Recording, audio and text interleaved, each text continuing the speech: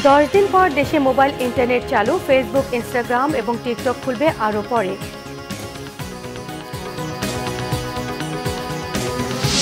সহিংসতা নিহত 34 জনের পরিবারকে প্রধানমন্ত্রীর আর্থিক সহায়তা জানিয়েছেন আওয়ামী লীগের 21 জনের মৃত্যু, স্পেনের রাষ্ট্রদূতের সাক্ষাৎ। কোটা আন্দোলনে প্রাণহানি এবং সহিংসতায় কূটনীতিকদের উদ্বেগ, শ্রীলঙ্কা স্টাইলে গণভবন দখলের চেষ্টা হয়েছিল, অভিযোগ ওবায়দুল কাদেরের। বেনজিরের অস্বাভাবিক লেনদেনের তথ্য পেয়েছে দুদক, দুর্নীতি তদন্তের অগ্রগতি প্রতিবেদন হাইকোর্টে দাখিল।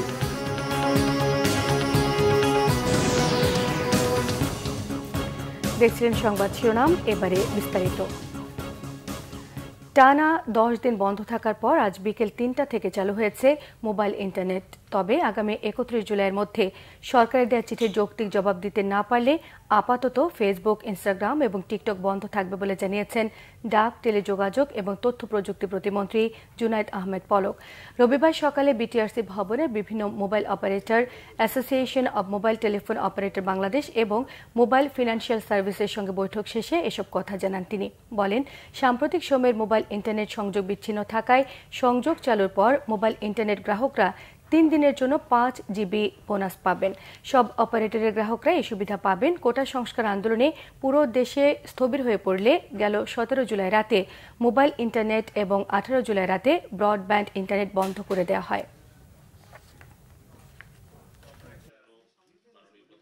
3 দিনের জন্য আমরা মোবাইল নেটওয়ার্ক যারা আসবেন, ব্যবহার করবেন এবং 4G তে যখন যুক্ত হবেন তখন মোবাইল ইন্টারনেট ব্যবহারকারী প্রত্যেক গ্রাহক 3 দিনের জন্য 5 জিবি বোনাস তারা ডেটা পাবেন।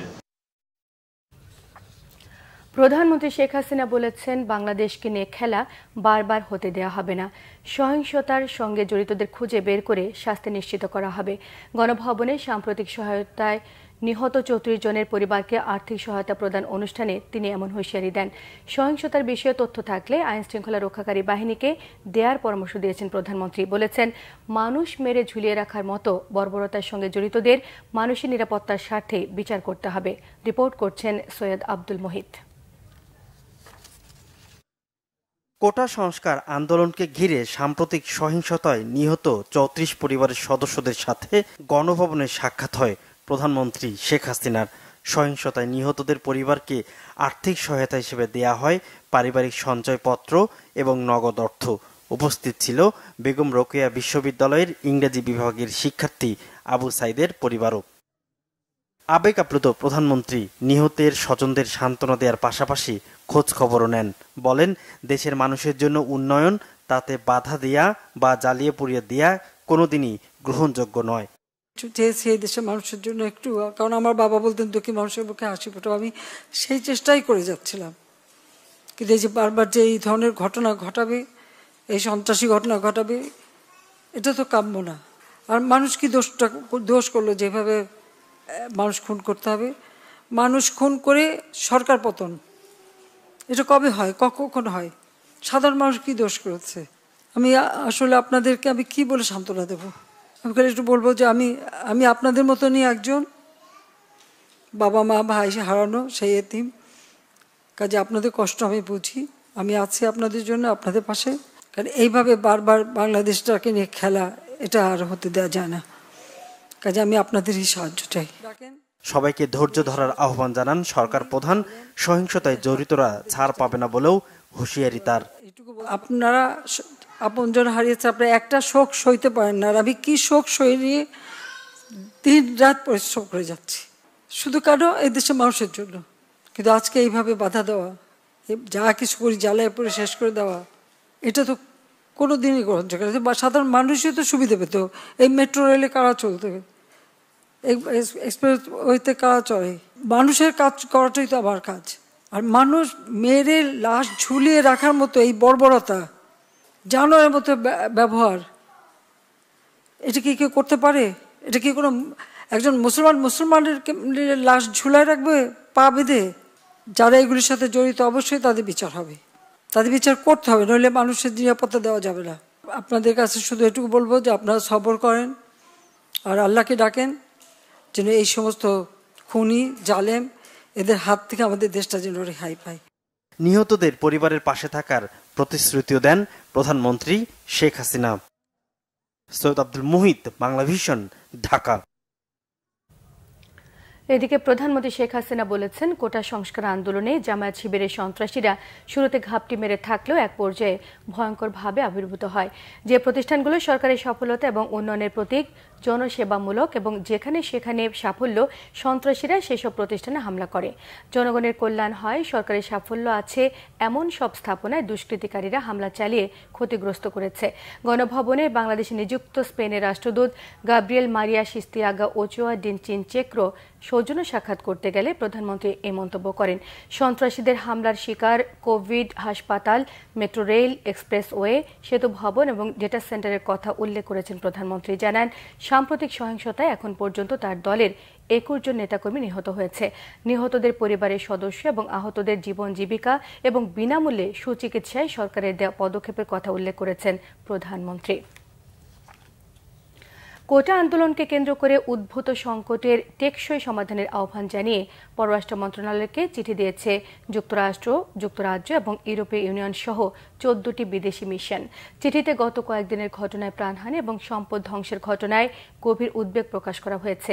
একই সঙ্গে এসব ঘটনায় মর্মাহত বলেও জানিয়েছেন মিশনের রাষ্ট্রদূত এবং হাইকমিশনাররা। নতুন করে আর যাতে প্রাণহানির ঘটনা না ঘটে সে ব্যাপারেও তাগিদ দেওয়া হয়েছে চিঠিতে। আন্দোলনের সময় আইন শৃঙ্খলা রক্ষাকারী বাহিনী মাত্রাতিরিক্ত বল প্রয়োগ করে থাকলে খতিয়ে দেখে ব্যবস্থা নেওয়ার আহ্বান জানিয়েছেন কূটনীতিকরা। আটক ব্যক্তিদের যথাযথ বিচার প্রক্রিয়া অনুসরণ করার কথা উল্লেখ করা হয়েছে। যৌথ চিঠি প্রেরণকারী অন্য দেশগুলো হচ্ছে France, Germany, Italy, Spain, Netherlands, Canada, Switzerland, Sweden, Denmark, Norway এবং অস্ট্রেলিয়া।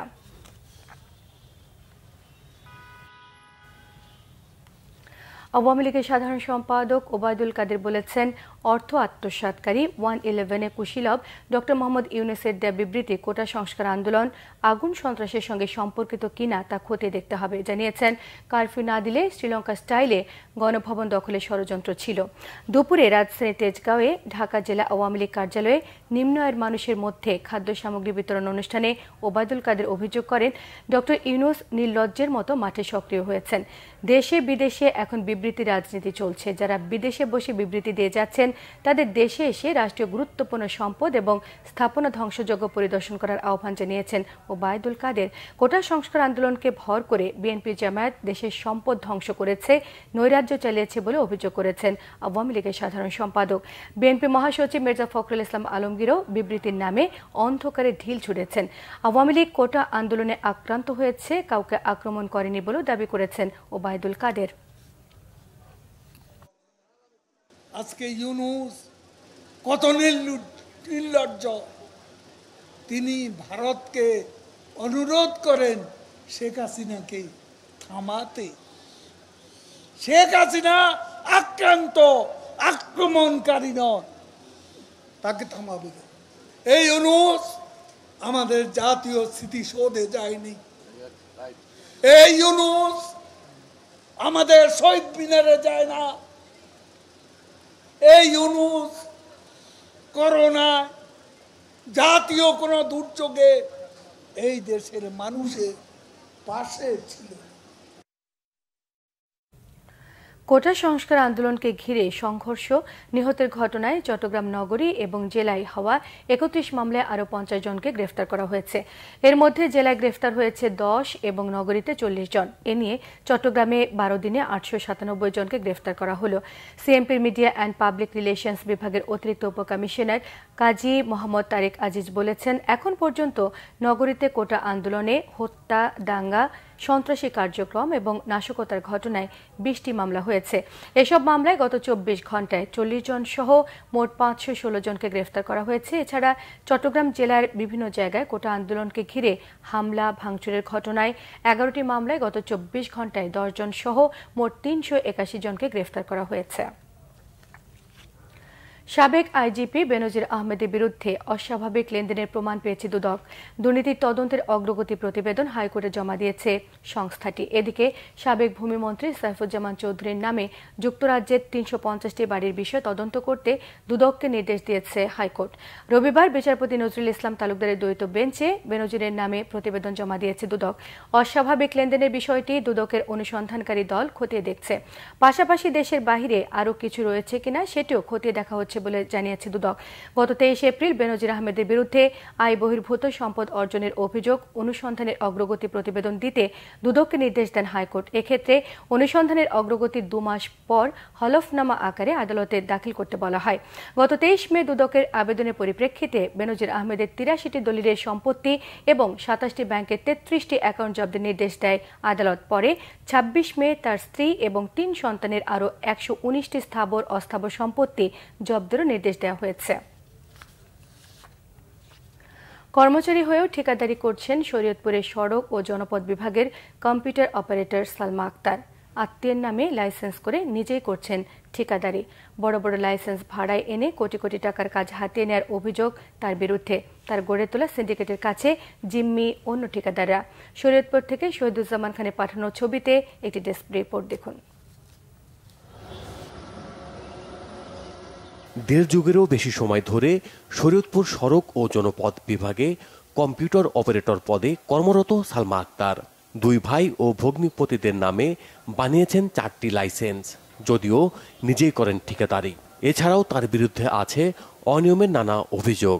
সমস্ত টেন্ডার সে নিজের আত্মীয় স্বজনের নামে, ভাতিজা, ভাই এবং ভগ্নিপতির নামে লাইসেন্সগুলো ছোট ছোট কাজ, যেগুলো আপনার কাজ এই কোটেশন করে তার আত্মীয় স্বজনে নেয়, তার আত্মীয় স্বজনকে দেয়, এবং বড় কাজগুলো সে লাইসেন্স ভাড়া করে আয় না, সেই কাজগুলো বেশি দামে বিক্রি করে। সে বিভিন্ন লাইসেন্সগুলি ভাড়া করে তার পছন্দের ঠিকাদারদের কাজ পাইয়ে দেয় এবং মোটা অঙ্কের বিনিময়ে সে এই কাজগুলি করে।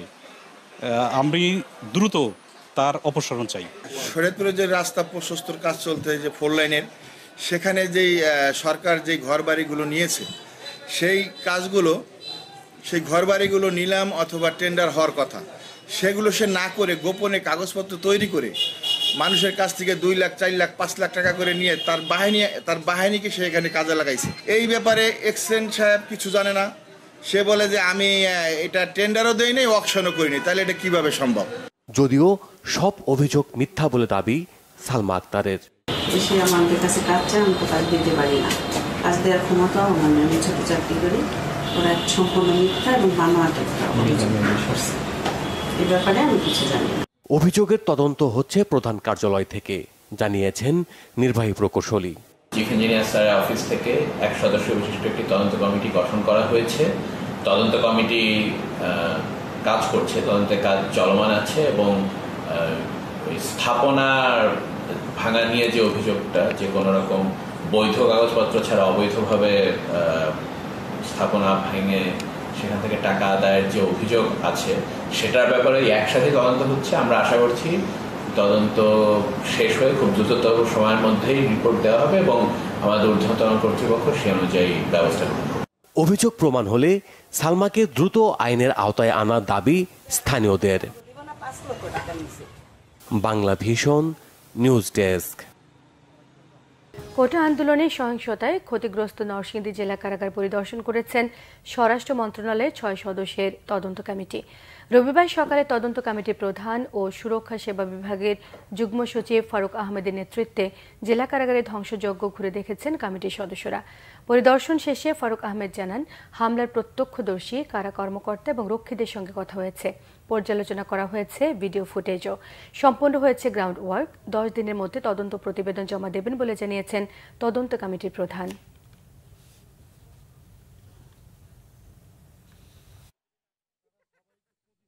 ওই দিন ঘটনার সময় আপনারা যারা ছিলেন, আপনাদেরও আমরা মতামত বা আপনাদের বক্তব্যগুলো আমরা নিতে পারি। আপনাদের অনেক সময় ফুটেজও আছে, এটা আমাদের তদন্ত কাজে সহযোগিতা হবে। এবং ওই ঘটনার সাথে যারা প্রত্যক্ষদর্শী ছিল তাদেরও আমরা একটু বক্তব্য নিয়ে আমরা আসলে এই মুহূর্তে আমাদের যদিও 10 দিনের সময় দেওয়া হয়েছে, আমরা চেষ্টা করব এর মধ্যে যদি এই কাজটি শেষ করার জন্য। যদি বাই চান্স কোনো কারণে যদি সেটা না হয়, সেটা তো নিশ্চয়ই আপনারাও জানবেন, তাহলে হয়তো আমরা একটু সময় হয়তো এক্সটেন্ড জন্য চাবো, কিন্তু সেটা পরবর্তীতে আমরা যদি চেষ্টা করবো এই সময়ের মধ্যে যাতে আমরা তদন্তটা আমরা শেষ করতে পারি। কারফিউ শিথিল থাকায় রাজধানীর বাইরেও স্বাভাবিক হয়ে এসেছে জনজীবন। খুলনায় সকাল ৬টা থেকে রাত ১০টা পর্যন্ত টানা ১৬ ঘণ্টা কারফিউ শিথিল করা হয়েছে। এতে অনেকটাই স্বাভাবিক হয়েছে জনজীবন। কারফিউ শিথিলের ফলে সোনাডাঙ্গা বাস টার্মিনাল থেকে বিভিন্ন রুটে ছেড়ে গেছে দূরপাল্লার বাস। ব্যবসা প্রতিষ্ঠান এবং মার্কেটগুলো খোলা থাকায় শিথিলে এই সময়টাকে কাজে লাগিয়েছেন অনেকে। এদিকে সকাল ৬টা থেকে সন্ধ্যে ৭টা পর্যন্ত কারফিউ শিথিল থাকায় স্বাভাবিক হয়ে এসেছে ময়মনসিংহের জীবনযাত্রা। মাসকান্দা আন্তজেলা bus stand, Tangail bus stand এবং পাটগুদাম ব্রিজের মোড় বাস স্ট্যান্ড থেকে দূরপাল্লা যানবাহন চলাচল আগের চেয়ে অনেক বেড়েছে। নগরের বিভিন্ন পয়েন্টে নিরাপত্তায় রয়েছে আইন শৃঙ্খলা রক্ষাকারী বাহিনী। ব্রাহ্মণবাড়িয়া নবীনগরে বসতঘর থেকে 2 সন্তান সহ স্বামী স্ত্রীর মরদেহ উদ্ধার করা হয়েছে। শনিবার রাতে পৌর এলাকার বিজয়পাড়ায় এ ঘটনা ঘটে। নিহতরা হচ্ছে বিজয়পাড়া গ্রামের ব্যবসায়ী সোহাগ মিয়া, তার স্ত্রী জান্নাত বেগম, তাদের বড় মেয়ে ফাহিমা, ছোট মেয়ে তাহমিদা। পুলিশ জানান, সকালে বাড়িতে লোকজনের কোনো সাড়া না পেয়ে প্রতিবেশীরা দরজা ভেঙে ঘরের ভেতরে ঢোকে। এ সময় তাদের 4 জনের মরদেহ ঝুলতে দেখে পুলিশকে খবর দেন তারা। পারিবারিক কারণে তারা আত্মহত্যা করেছেন বলে প্রাথমিকভাবে ধারণা করছে পুলিশ। 3 দফা বন্যায় ভেঙে পড়েছে সিলেটের কয়েকটি উপজেলার যোগাযোগ ব্যবস্থা। উঠে গেছে রাস্তার পিচ। বড় বড় গর্তে বেহাল বেশিরভাগ সড়ক, ক্ষতিগ্রস্ত হয়েছে ব্রিজ কালভার্টও। এলজিডি বলছে, ক্ষতিগ্রস্ত সড়ক এবং ব্রিজ কালভার্ট মেরামতে খরচ হবে 118 কোটি টাকার বেশি। সিলেট থেকে দীপু সিদ্দিক রিপোর্ট, ক্যামেরায় ছিলেন মোহাম্মদ আজমল আলী। অতিবৃষ্টি আর উজানের ঢলে 27 মে প্রথম দফা বন্যার কবলে পড়ে সিলেট। এরপর 15 জুন দ্বিতীয় দফা এবং 27 জুন তৃতীয় দফা বন্যা হয় সিলেটে। বন্যায় ঘরবাড়ি ও গবাদি পশুর ক্ষয়ক্ষতির পাশাপাশি ব্যাপক ক্ষতি হয় জেলার যোগাযোগ ব্যবস্থায়। চলাচলের অনুপযোগী হয়ে পড়েছে গোয়াইনঘাট, কোম্পানিগঞ্জ, জৈন্তাপুর, কানাইঘাট, ফেঞ্চুগঞ্জ উপজেলার সড়কগুলো। চরম ভোগান্তিতে 10 উপজেলার লাখো মানুষ।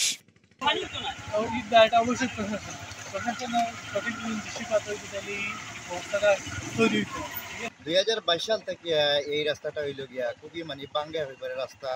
ডেলিভারি লোকে দেখা যায় রাস্তার মধ্যেও আর কি ডেলিভারি হয়ে যায়। এই রাস্তাটা সংস্কারের ব্যাপারে উদাসীনতা প্রশাসনের সবসময় ছিল, আর বন্যা আসলেই এই রাস্তাটা পানিতে তলিয়ে যায়। দফায় দফায় বন্যা হওয়ার পরে বাঁধ পুনর্নির্মাণ করা হয় নাই।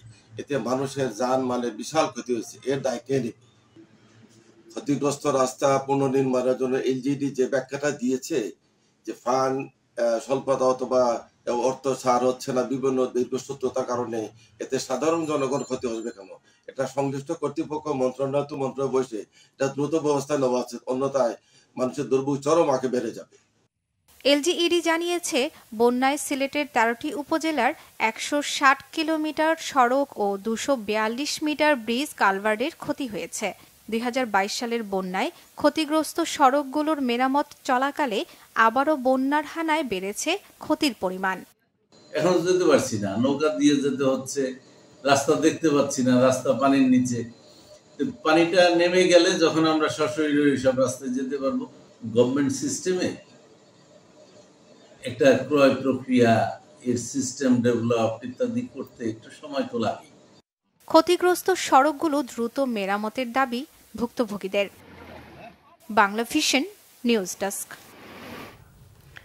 দেশে বিভিন্ন জায়গায় আরো কিছু খবর নিয়ে এখন থাকছে একটি ডেস্ক রিপোর্ট।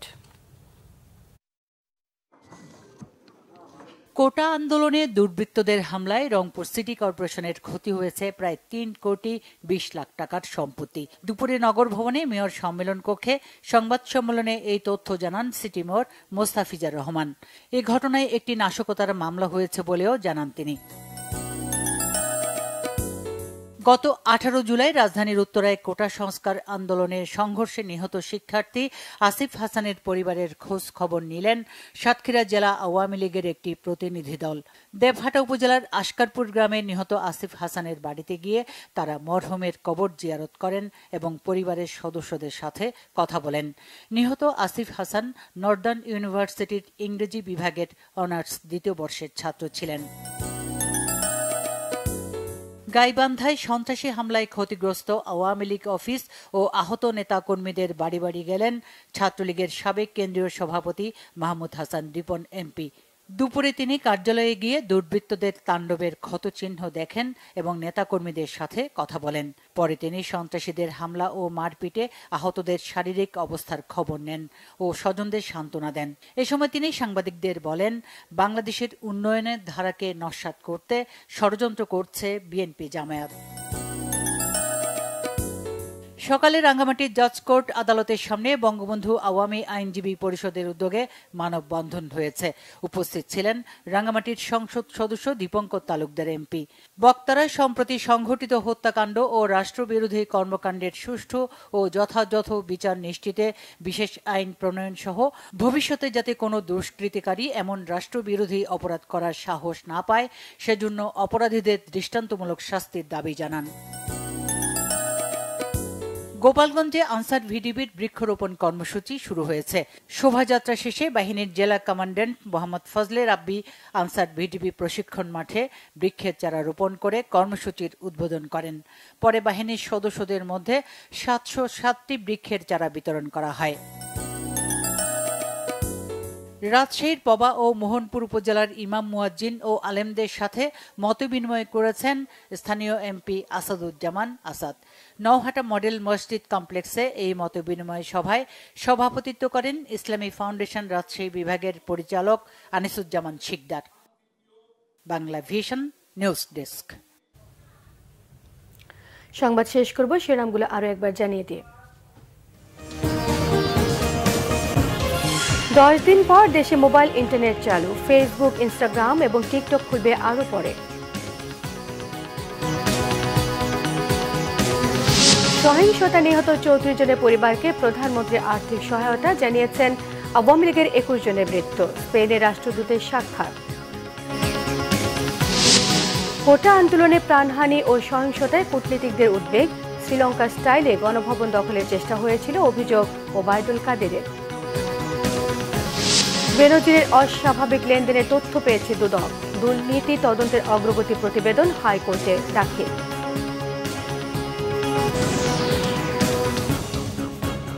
এই ছিল এখনকার মতো। পরের সংবাদ সন্ধ্যে 7:30টায় দেখার আমন্ত্রণ রইল। এছাড়া বাংলাদেশের সংবাদ ও সংবাদ সংশ্লিষ্ট অনুষ্ঠান দেখতে ভিজিট করুন www.bbnews24.com, facebook.com/bangladeshinews, সাবস্ক্রাইব করুন youtube.com/bangladeshinews। সঙ্গে থাকায় সবাইকে ধন্যবাদ।